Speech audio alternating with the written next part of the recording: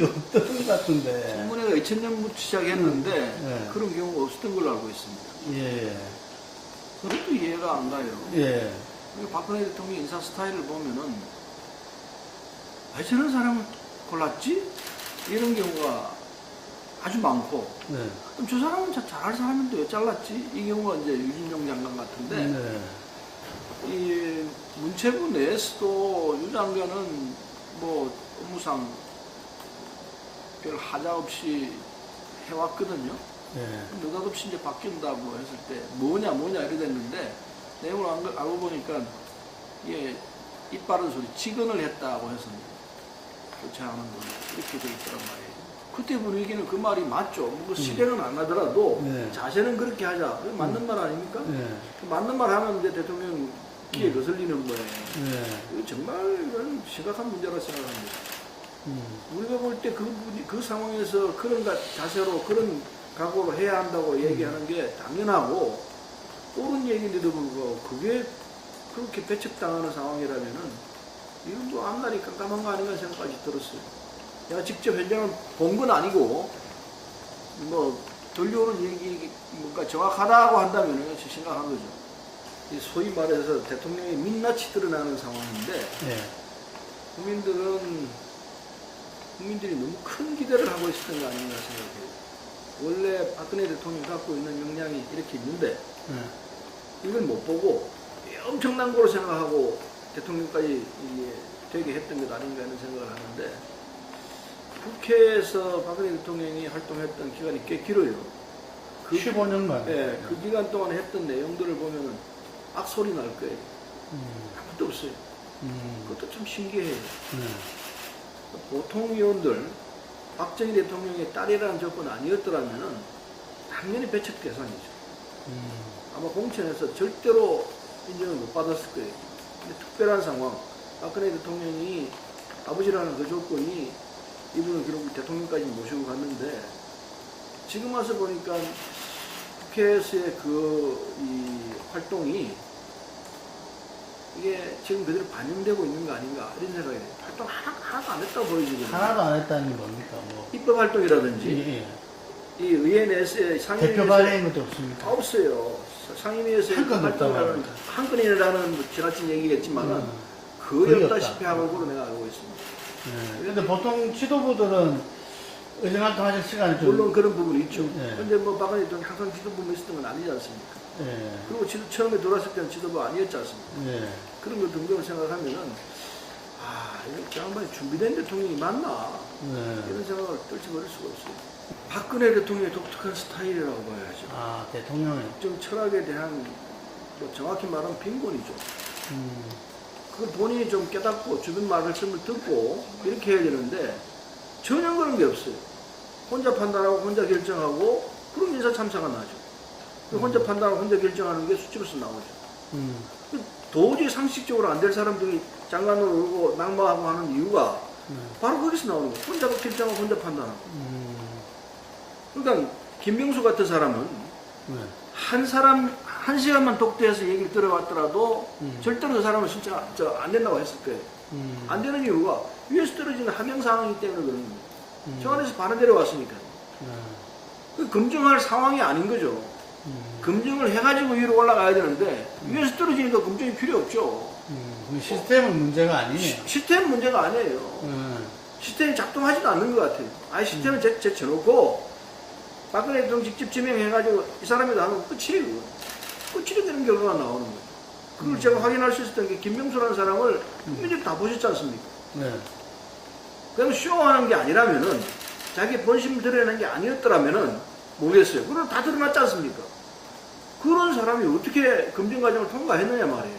검증 전혀 안 했다는 얘기. 검증 안 했다는 얘기는 왜 떨어졌다는 얘기. 인사가 그런 식으로 하니 왜 그렇게 하느냐? 박근혜 대통령 스타일이다 이거죠. 시스템 필요 없는 거죠. 자관 인사 문제를 놓고 박근혜 대통령이 다시 한번 생각하는 계기가 되기를 정말 바라요. 안 그러면 참사가 또 되거든요. 어떤 일을 받아들이는 이제 본래 갖고 있는 자세 이게 중요한데 박근혜 대통령이 지금까지 쭉 이렇게 보면은 대화를 통해서 상대방과의 대화를 통해서 문제를 해결하려는 스타일이 아닌 것 같아요. 자기 결정한 일을 따라오라. 그게 굳이 대화가 필요하냐? 내가 하면 되는 거지. 이 스타일이고, 우리는 주변의 얘기를 들어가지고, 아, 그게 그렇구나 하고 이렇게 함께 해서 하는 스타일인데, 저분은 함께 하는 스타일은 아닌 것 같아요. 아버지 때부터 이렇게 쭉 지켜본 게, 결정하면 그 결정을 따라야지. 무슨 말이냐? 이런 스타일인 거예요.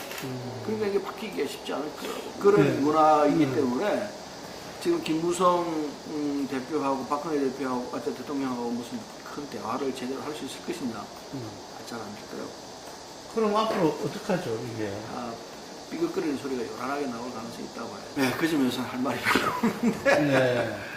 다음은 이게 이제 투톱 체제로 가고 있지 않습니까? 예. 이게 비상 체제거든요. 네. 이게 이제 통합을 하고 난 뒤 이게 뭐 임시로 그래 된 거죠. 임시로 되어 있는 거죠. 임시 가설 건물이죠. 예. 그 상황이 그랬으니까 네. 그럴 수밖에 없고. 그다음에 이제 이 시간이 흐름도 지방선거가 있었고 또 7월 30일 보궐선거가 있고 이 과정이 같이 맞물려 들어가다 보니까 지도부가 하는 일에 대해서 우리가 뭐 갖다 붙어야 하지만 결정이 되면 따라갈 수밖에 없는 구조죠. 네. 그 접전에서 분열이 있을 수 없는 거니까 예. 그렇게 했는데 그 점은 의원들이 의원총회를 하자고 막 요청을 하다가 일단 공천을 둘러싸고 네.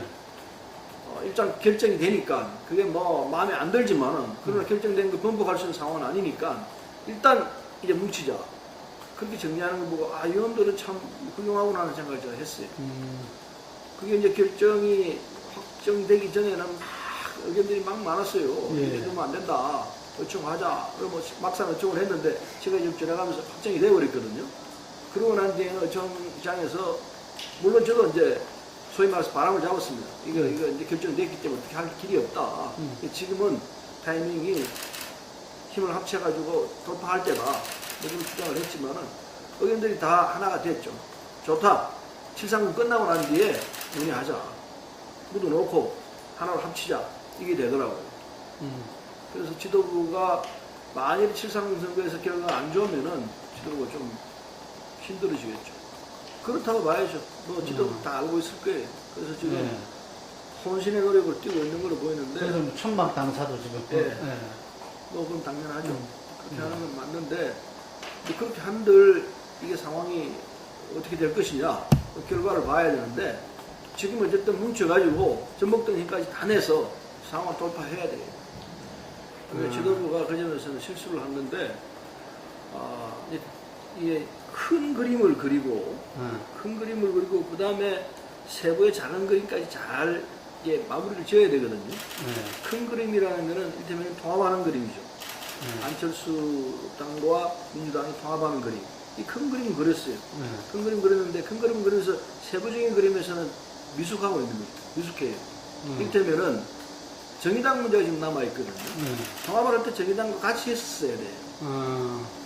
그렇죠. 민주당하고 같이 할 수 없으니까 예. 정의당과 같이 했더라면은 지금 이 구도 훨씬 더 쉬운 구도가 됐을 겁니다.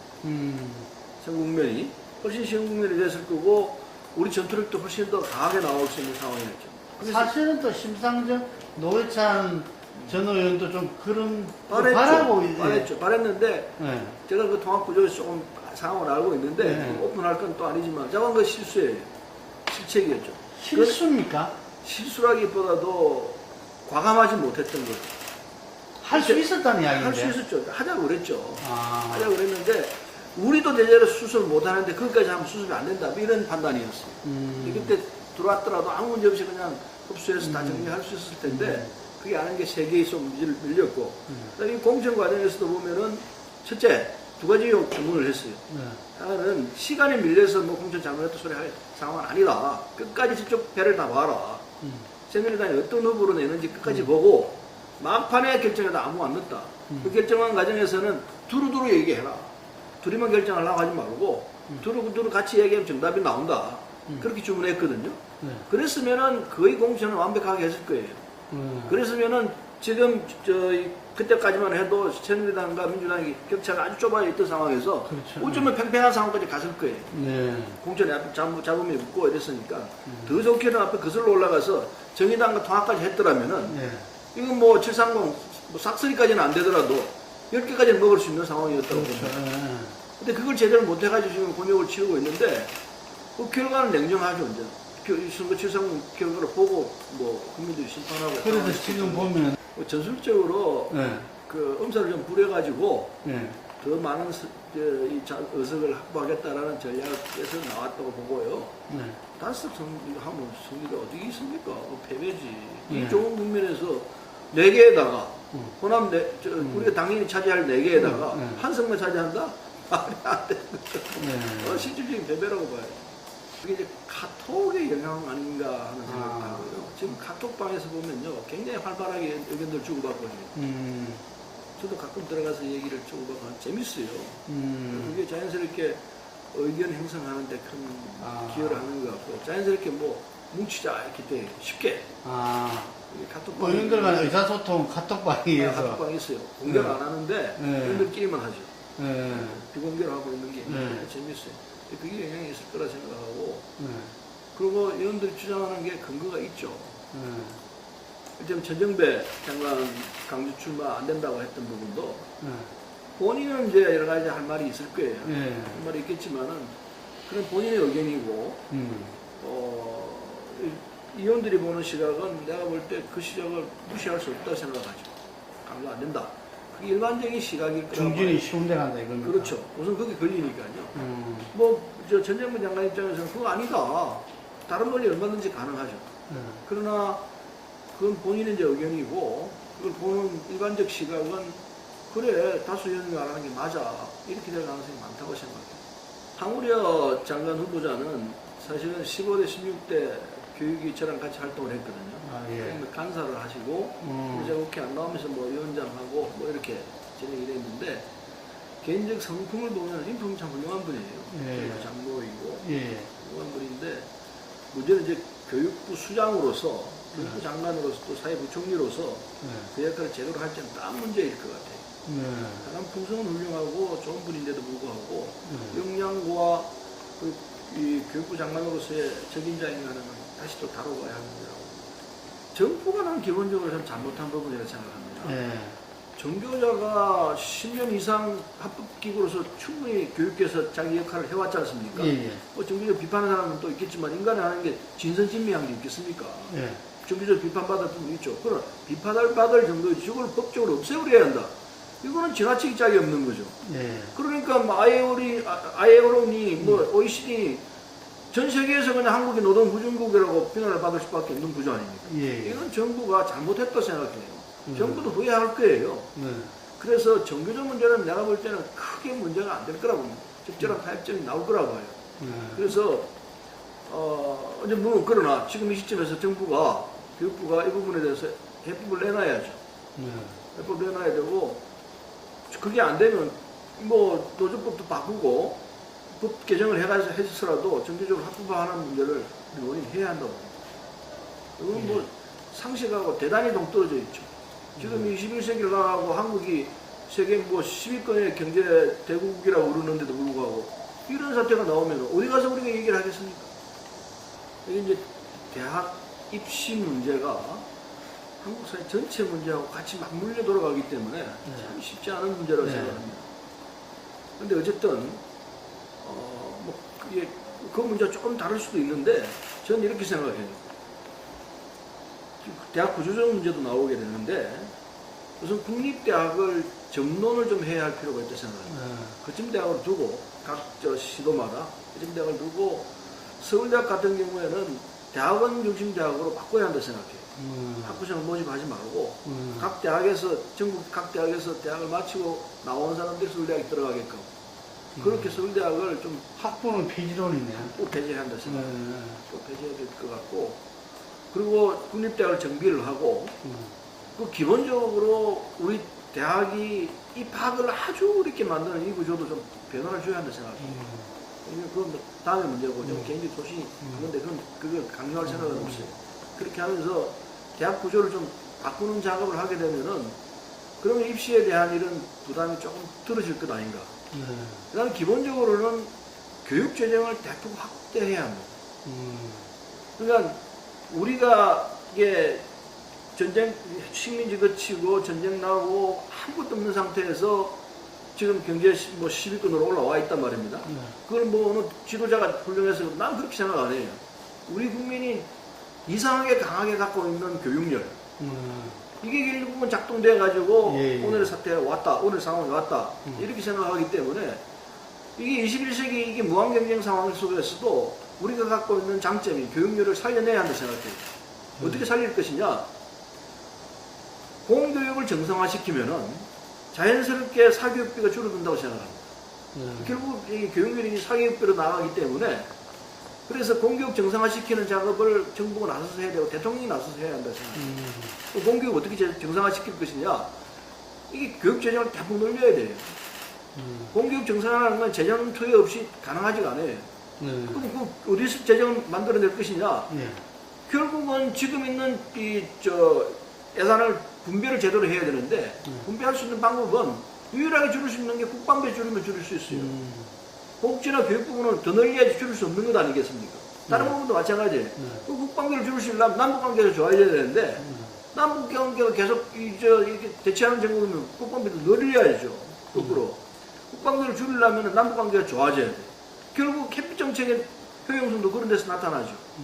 그래서 어쨌든 예산 부분에서 재정 상태 대학 교육 재정을 대폭 늘려가지고 공교육할 수 있는 구조를 만들어줘야 돼요. 그 다음에 우리 국민들은 제대로 된 교육을 하겠다 하면 갖고 있는 본래 교육열이 있기 때문에 돈 더 내더라도 사교육비를 줄이고 공교육비가 늘어난다 하시면 그거 따져보면 이익이죠. 그래서 공교육이 정상화된다 그러면 교육세를 낼 가능성이 굉장히 높다 생각해요. 재정도 늘리고 교육세도 내게 하고 사교육비 줄이니까요. 교육 환경을 바꾼다. 바꾸는 거죠. 그게 돼야 한다고 생각합니다. 그거 하려면 대통령이 국민에게 호소를 해야 돼요. 대통령이 또 선거 과정에서 그걸 얘기해야 돼요. 그래서 국민 허락을 받아야 돼요. 역시 부담하고 가자. 그 공교육 늘리고 공교육 정상화시키고 사교육비가 대폭 줄어들도록 하겠다. 이게 확인이 되면은 그 다음에는 제대로 된 교육이 된다고 저는 생각합니다. 물론 이게 국민이 갖고 있는 그 경쟁력, 경쟁에서 이겨야 되겠다는 생각, 그게 그런 적 없어지느냐 안 없어진다. 그래도 결국 이게 사교육 늘어난다. 뭐 이런 비관론에 빠질 수 있을지 모르지만 최소한 공교육이 정상화되면은 사교육 부분은 그만큼 줄어드는 건 확실하더라고 봅니다. 이제 그것도 경쟁의 어떤 초점에 있는 서울대 학부를 폐지하고 그렇죠. 이 국립대를 갖다가 국립대 이게 통합을 해내면서 거점 대학으로 놓고 미국인 주립대처럼 이렇게 하신다. 그렇게 하고 그러면 사립대들도 그 부분에 편입하려는 생각이 있을 거예요. 어차피 구조조정을 할 수밖에 없게 돼 있으니까 그걸 제대로 해내려면은 그런 과정을 거쳐야 될 거 아닌가 생각해요. 근데 인식의 변화가 있어야 될 것 같은데 내가 대학 졸업을 안 하더라도 사회적으로 대우받고 그리고 먹고 살 수 있는 문제가 해결된다. 이게 되면은 대학 진학하는 게 확 떨어지겠죠. 거꾸로 보면은 지금 그 전문대학이 한때 잘 나가다 지금 제가 주춤하고 있거든요. 그러니까 뭐 굳이 전문대학 안 가더라도 고등학교를 졸업하고도 취업준선에 나와서 바로 생활할 수 있고 이게 돼야 되는데 이게 우리 사회는 잘 안 통하거든요. 근데 뭐 지난번 이명박 정부 때는 뭐 실업계 어떻게 한다고 해서 약간 성공한 부분도 있는데 마이스터 교육. 마이스터 교육. 근데 성공한 부분도 있지만은 그 부분을 좀 더 강화시켜가지고 열정을 가지고 밀고 나가면은 일정 정도 성공할 수 있다 생각해요. 그건요, 굉장한 오해를 하고 있어요. 이를테면은 정의롭고 공정해야 되거든요. 뭐가 됐든 간에. 다른 고 학생들은 손해를 봤어요. 수업도 못하고. 그렇지 않습니까? 그 상황이 그렇게 되니까 수업을 어떻게 합니까? 몇 달 동안 공부를 못했단 말입니다. 그럼 공정한 게임이 안 되죠. 다른 애들은 다 열심히 공부하는데 우리는 이런 구조 때문에 공부를 못했으면은 그게 다 무슨 배려가 있어야 될 것 아닙니까? 그렇게 봐야죠. 그게 무슨 특혜예요? 특혜 아니다. 특혜가 아니죠. 내가 공부를 못할 구조에 빠졌는데 내가 원해서 된 게 아니고 구조적으로 거의 강제적으로 할 수 없는 상황에 들어갔던 상황 아닙니까? 우리 그걸 이해한다면 그게 하나 배려를 해줘야죠. 맞춰줘야죠. 이를테면은 장애인들에 대해서 우리 사회적으로 애우를 하지 않습니까? 그렇게 애우를 하는 게 공평하죠. 정상적인 조건을 갖고 있는 사람하고 장애 쪽에 있는 사람하고 어떻게 같이 나가도록 하면 이쪽으로 올려놔야 될 거 아닙니까? 똑같은 이치죠. 다른 고학생들이 그런 상황에서 공부를 못했던 상황이 있기 때문에 그걸 배려를 해야 하는 거죠. 그 배의 수준이 어느 정도인가요? 그거는 대학에 들어가려는 사람들은 지가 조금만 더 노력하면 들어갈 수 있습니다. 그렇게 구조를 짜놨습니다. 뭐 서울대 다 들어가고 뭐 연대 고대 다 들어가는 게 아니고 네. 특례 입학 규정을 두어가지고 그 조건에서 들어갈 수 있는 이 구조는 돼 있죠. 다 들어간다는 거예요. 그러니까 일부에서 이야기하는 거는 조금 그거는 과장된 거고 과장, 네. 3학년까지 3학년들만 하도록 돼 있어요. 3학년들만. 그러면 기성예비 문제, 국립대학은 기성예비 문제가 있고 아까 네. 얘기했던 정규전 문제가 있고 네. 그 다음에 뭐 국사교과서 문제 네. 뭐 이런 거 등등 있는데 네. 우선 지금 당장 급한 게 기성예비 문제를 국립대학에 기성예 회계가 있거든요. 네. 이게 지금 법원에서 1심, 2심 불법이다 이렇게 판정이 나와 있는 상황이기 때문에 대법에서 어떻게 결정이 나올지 지켜봐야 되지만 대법이 1심, 2심을 인정을 하면은 네. 이 기성예 회계가 없어져야 돼요. 네. 불법이 되기 때문에 없어져야 되고 그럼 기성예 직원들은 어떻게 될 것이냐 이런 문제를 놓고 여당 측에서는 그걸 등록금을 바꾸자 네. 자연스럽게 그건 되는 거 아니냐 그 뭐 이게 상식적으로 애들이 뭐 등록금 따로 기성예비 따로 했느냐 그래 다 등록금 돌리자 이렇게 생각해요. 그런데 문제를 제기한 측은 법원에서 심판했잖아요. 이게 불법이라고. 불법을 고스란히 다시 가가지고 등록금 붙이겠다는 거냐? 그건 안 된다. 이게 정부 재정에서 이거는 감당을 해라. 이게 이제 유은혜 의원이 우리 야당이 주장하는 바이죠. 결국은 교육 주장에다가 교육 분야에다가 아까 얘기한 대로 정부가 더 재정 투여를 해라. 이 조건과 정부 여당은 그냥 뭐 그렇게 할 것 없이 복잡하게 하지 말고 그냥 등록금에다가 그냥 편안하게 넘기자. 이 이제 주장이죠. 그래서 우리는 차이가 있는데 우리는 법원에서 판정했잖아요. 이게 잘못된 거라고.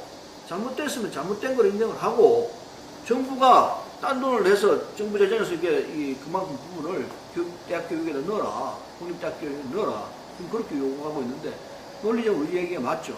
맞는데 지금 이게 결정이 안 되고 있어요. 예. 두 부분이 팽팽하게 나가고 있어요. 그건 지금 남북 간의 대화가 어떻게 되는지 정확히 모르겠습니다만 북쪽이 지금 대화록을 다 까버렸다는 거 아닙니까? 네. 그 내용을 보면 정부가 좀 무리한 이걸 한 거 아닌가 하는 생각도 없지 않아 있어요. 네. 근데 북쪽이 하도 이제 때를 쓰는 이런 상황이 많았기 때문에 네. 국민들이 이번에 또 때 쓰는 거다 이렇게 이해할 수도 있어요. 네. 더 정확한 건 두고 봐야 될 것 같은데 어쨌든 김정은이가 뭐 어저께 또 아시안게임 참석하겠다고 얘기를 했으니까 정부는 대승적으로 받아야 한다는 생각이에요. 네. 그냥 막 통 크게 해서 그 예산이 얼마나 들어갈지 는 모르지만은 교류를 하면 할수록 우리가 유리하거든요. 네. 그렇죠. 네. 이게 남은 문제를 푸는 데는 다른 방법 없어요. 교류를 해야 돼, 교류를. 네. 인간 교류하고 체육 교류하고 문화 교류하고 정치 교류하고 교류를 계속 하다 보면 저쪽 문장은 다 풀려 나오죠. 네. 기본은 그거예요. 해결할 방법이 없어요. 딴 위랑 교류하는 거예요. 김정은 장관은 꽁꽁 숨어가지고 자기들 지키겠다고 그러고 그러면 빗장을 풀려고 들고 가지 않습니까? 네. 빗장을 푸는 방법이 뭐예요? 계속 교류해야 돼요. 네. 만나야 되죠. 만나면 저절로 풀어진다고 생각합니다. 핵 문제 절대로 해결 안 나와요. 안 놓습니다. 나라도 안 놓을 것 같아요. 왜? 화답이 죽는 거 보십시오. 그거 눈누명이 왔는데 핵 가지고 있으면 산다 이 생각을 할 거예요. 충분히 이건 그 잘못된 판단이지만 이해를 해요. 그런 판단으로 문제를 본다는 거. 근데 그런 상황이기 때문에 핵 문제를 해결 안 된다고 봐야 합니다. 그럼 어떻게 해결할 것이냐? 소비에트 러시아가 무슨 핵무기 쏘아가지고 망했습니까? 총 한 방 안 쏘고 망했지 않습니까? 이유는 서방에서 들어가니까 이게 그 못 놓은 거죠. 다 풀린 거죠. 국민들이 다 뜨고 일어난 거 아닙니까? 똑같아요. 교류로 문제를 풀려고 해야 합니다. 그래서 제가 내린 결론은 모든 교류는 선이다. 남북관계에 있어서. 단, 간첩행위를 제외하고. 모든 교류는 선이다. 그 명제에 출발해야 한다 생각해요. 그거 똑같아. 이거 남북 아시안게임도 오라고 그래야죠. 비용? 좀 들게. 그 비용이 너무 연연해서는 안 된다고 생각합니다. 그럼 그 교류에서는 문화체육이 굉장히 중요할 것 같은데. 굉장히 중요하죠. 네. 굉장히 중요합니다. 그게 뭐 기본 바탕이라고 생각해요. 경제는 경제로 돌아가는 거고 교류하려면 문화체육밖에 더 있겠습니까? 근데 그래도 우리 정치가 이렇게 막 헤매고 이런 것 같아도 제 역할대로 하려고 노력은 하고 있습니다. 저도 역시 그런 사람 중에 하나인데 고달프고 힘듭니다. 지금 경제도 아주 어렵고 모든 조건들이 안 좋습니다. 그러나 우리가 해낸 국민입니다. 경제도 해냈고 정치도 해냈습니다. 지금 이 단기 시간에서 보면은 이게 뭐 이러냐 이럴지 모르지만은 지나온 과거들을 보면은 우리가 다 해낸 민족입니다. 해낸 국민들입니다. 앞으로도 정치고 경제고 잘 해낼 겁니다. 여러분 희망을 갖고 잘할 수 있다는 자신을 갖고 우리 민주당을 좀 죄송합니다. 새정치민주연합을 좀 지원해 주십시오. 이거 있네요. 잘하겠습니다. 희망을 갖고 한번 해보십시다.